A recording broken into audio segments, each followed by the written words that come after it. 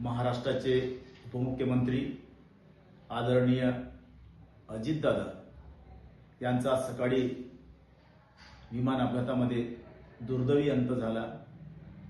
ते आपल्यामधून निघून गेले।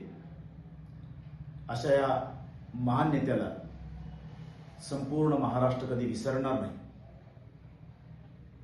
माझ्यासारखा कार्यकर्ता हा दादांवर प्रेम करणारा कार्यकर्ता होता आणि म्हणून दादांचे अनेक प्रसंग माझ्या मनामध्ये आजही आहे, उद्याही राहील। अशा या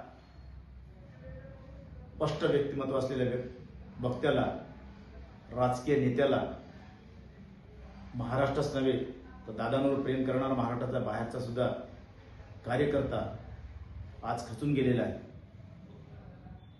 अशा या नेत्याला माझ्या आर्णी विधानसभा क्षेत्राच्या वतीने, माझ्या कुटुंबाच्या वतीने भावपूर्ण श्रद्धांजली अर्पित करतो।